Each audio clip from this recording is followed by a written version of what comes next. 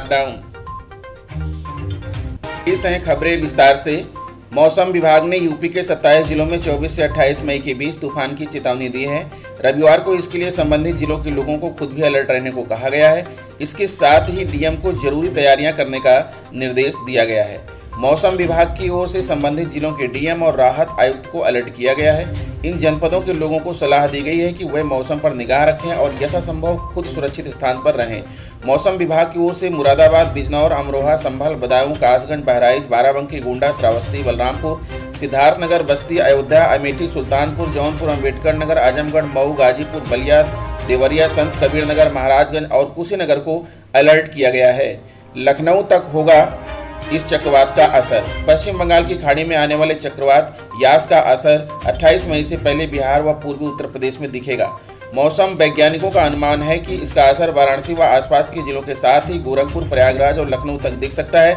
जैसे जैसे यह पश्चिम की ओर बढ़ेगा, इसका असर कम होता जाएगा। BHU के पूर्व प्रोफेसर ने इस दौरान तेज हवा के साथ बारिश हो सकती है। जिस क्षेत्र में हवा का दबाव कम होगा, वहां तेज बारिश भी हो सकती है। राज्य कर्मचारी संयुक्त परिषद ने मुख्यमंत्री योगी आदित्यनाथ को कोरोना संक्रमण से मृत 518 कर्मियों की पहली सूची भेजी है। परिषद के अध्यक्ष हरिकिशोर तिवारी ने सूची के साथ एक पत्र भेजकर कोरोना से मृतक कर्मचारियों की संख्या 1000 से ज्यादा होने की जानकारी भी दी है। उन्होंने सीएम से बिना भेदभाव के पंचायत चुनाव ड्यूटी के दौरान व ड्यूटी से लौटने के बाद मृत कोरोना कार्मिकों को परिवार को 1 करोड़ रुपए का मुआवजा तत्काल देने की मांग की है। परिषद के अध्यक्ष और महामंत्री शिवरंजन सिंह यादव की तरफ से भेजी गई सूची व पत्र में कहा गया है कि परिषद में कोरोना की स्थिति को देखते हुए राज्य सरकार और राज्य निर्वाचन आयोग से पहले ही पंचायत चुनाव टालने का आग्रह किया गया था। मतगणना के दौरान संक्रमण तेज होने पर मामले को कोर्ट तक लेकर जाना पड़ा, लेकिन सरकार नहीं मानी। इससे पंचायत चुनाव ड्यूटी करने वाले बड़ी संख्या में कार्मिकों की मौत हो गई। मीडिया प्रभारी मनोज श्रीवास्तव ने बताया कि परिषद से 100 से अधिक संवर्ग के कर्मचारी जुड़े हैं। लखनऊ एक राजकीय सेवा से दूसरी राजकीय सेवा में नियुक्त व ACP के माध्यम से उच्च वेतन प्राप्त करने वाले कार्मिकों के वेतन निर्धारण में कठिनाई आ रही है। इससे कार्मिकों को आर्थिक नुकसान उठाना पड़ रहा है। अधीनस्थ उद्यान सेवा संघ के प्रदेश अध्यक्ष अविनाश चंद्र श्रीवास्तव ने अपर मुख्य सचिव वित्त को पत्र लिखकर ACP के माध्यम से उच्च वेतन प्राप्त करने वाले कार्मिकों के वेतन निर्धारण के संबंध में स्पष्टीकरण शासनादेश जारी करने की मांग की है। शासन ACP के लाभ के फलस्वरूप वेतन प्राप्त कर रहा है तो उसके वेतन निर्धारण का प्रकरण इस शासनादेश से आच्छादित नहीं होगा। ऐसे प्रकरण के लिए अलग से आदेश जारी किए जाएंगे। 1 वर्ष से अधिक समय बीतने के बावजूद इस तरह के प्रकरण के लिए अलग से शासनादेश जारी नहीं किया गया है। सचिवालय सेवा के एक अपर निजी सचिव राज्य लोक सेवा आयोग में अपर निजी सचिव के पद पर लेवल 10 में कार्यरत थे। आयोग से कार्यमुक्त होने के समय उनका मूल वेतन 69,000 रुपये था। सेवा में आने पर उनका मूल वेतन 45,600 फिक्स किया गया। वेतन संरक्षण का आदेश जारी न होने से उन्हें प्रतिमाह वित्तीय नुकसान हो रहा है। इन्हें राज्य लोक सेवा आयोग से सचिवालय सेवा में आए हुए 3 वर्ष से अधिक का समय बीत गया है, लेकिन वेतन संरक्षण का लाभ नहीं मिला। सेवा में प्राप्त हो रहे मूल वेतन को संरक्षित करने के लिए कई पत्र लिख चुके हैं, लेकिन कोई कार्रवाई नहीं हो पा रही है। बड़ी संख्या में कर्मचारी इसी तरह का नुकसान झेल रहे हैं। मोबाइल फोन निभाएगा स्कूल चलो अभियान में अहम भूमिका, जानिए मामला।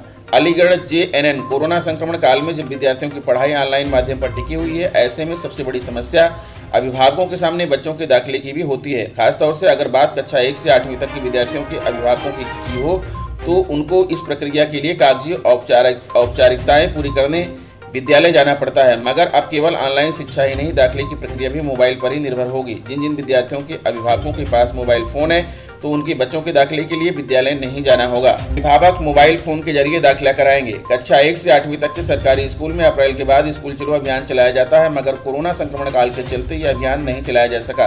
कोरोना संक्रमण की दूसरी लहर में शिक्षक भी अभिभावक के पास जाकर प्रवेश प्रक्रिया कराने के पक्ष में नहीं है, इसलिए जिला स्तर पर अफसरों की ओर से ऑनलाइन प्रवेश की प्रक्रिया को लागू किया गया है।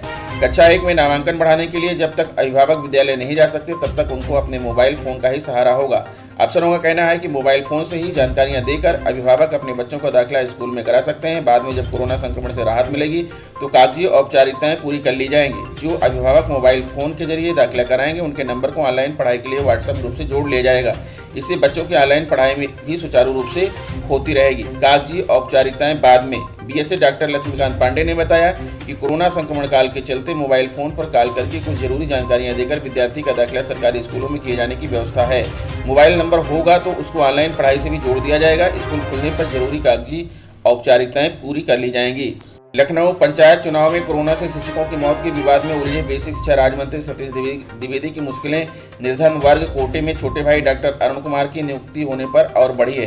कांग्रेस, सपा और आम आदमी पार्टी समेत प्रमुख विपक्षी पार्टियों ने निर्धन आय वर्ग कोटे में भाई की नियुक्ति पर सवाल खड़े करके बेसिक शिक्षा मंत्री को घेरना शुरू कर दिया है। प्रमाण पत्र बनाने की जांच कराने और नियुक्ति निरस्त करने की मांग जोरों से उठ रही है। बेसिक शिक्षा मंत्री के छोटे भाई की नियुक्ति सिद्धार्थ विश्वविद्यालय के मनोविज्ञान असिस्टेंट प्रोफेसर के पद पर हुई है। सत्ता का दुरुपयोग। सपा समाजवादी पार्टी प्रवक्ता राजेंद्र चौधरी ने आरोप लगाया कि पंचायत चुनाव में शिक्षकों की कोरोना संक्रमण से मौत को लेकर गलत आंकड़ेबाजी करने वाले बेसिक शिक्षा राज्य मंत्री ने सत्ता का दुरुपयोग करके गरीबों के आरक्षण कोटे का दुरुपयोग किया है। उन्होंने इसकी जांच करवा सकता है। संक्रमण में तेजी से आ रही गिरावट और ठीक होते मरीजों की बढ़ती संख्या को देखते हुए जून के पहले हफ्ते से लॉकडाउन से राहत मिलने की उम्मीद बढ़ गई है। आर्थिक गतिविधियां बहाल होंगी। हालांकि स्वास्थ्य मंत्रालय के एक वरिष्ठ अधिकारी ने लॉकडाउन हटाने में फिलहाल सावधानी बरतने की सलाह दी है। कहा गया है कि पॉजिटिविटी दर तय मानक के दायरे में आने के बावजूद इस पर नजर रखनी होगी कि संख्या फिर से बढ़नी शुरू न हो जाए। स्वास्थ्य मंत्रालय के एक वरिष्ठ अधिकारी ने कहा कि जहां भी संक्रमण दर 10% से नीचे है और यह लगातार कम होने की दिशा में है, वहां गतिविधियां शुरू होनी चाहिए। ऐसे जिलों की संख्या बढ़ी है और यह संकेत है कि देश दूसरी लहर से बाहर निकलने की राह पर है। पिछले 3 हफ्ते के आंकड़े इसकी गवाही दे रहे हैं। दिल्ली, उत्तर प्रदेश, मध्य प्रदेश, हरियाणा, छत्तीसगढ़, बिहार जैसे राज्यों में पॉजिटिविटी दर 5% से कम या उसके आसपास आ गई है। इन राज्यों में पॉजिटिविटी की दर और नए मामलों की संख्या मार्च के अंतिम हफ्ते के स्तर पर पहुंच गई है, जब कोई लॉकडाउन नहीं था। अधिकांश राज्यों ने लॉकडाउन का फैसला 15 अप्रैल के आसपास। लॉकडाउन हटाने का फैसला अलग अलग राज्य अपने स्वास्थ्य ढांचे, पॉजिटिविटी दर और सक्रिय मामलों के आधार पर करेंगे। ध्यान देने की बात है कि केंद्रीय स्वास्थ्य मंत्रालय ने स्थानीय स्तर पर लॉकडाउन के लिए पॉजिटिविटी दर के 10% से अधिक होने और ऑक्सीजन व आईसीयू बेड्स 60% भर जाने का मानदंड रखा है। संक्रमण में तेजी से आ रही गिरावट और ठीक होते मरीजों की बढ़ती संख्या से बड़ी उम्मीद। लॉकडाउन हटने के बाद संक्रमण बढ़ने की आशंका। स्वास्थ्य मंत्रालय ने सावधानी से निर्णय लेने की दी सलाह। तो ये रहा दोस्तों आज का मॉर्निंग अपडेट। आशा करता हूँ आपको वीडियो अच्छा लगा होगा। अगर वीडियो अच्छा लगा है तो प्लीज़ मेरे चैनल को सब्सक्राइब कर लीजिए, बेल आइकन को प्रेस कर दीजिए और लाइक कीजिए, कमेंट कीजिए। मिलते हैं आपसे नेक्स्ट वीडियो में, तब तक के लिए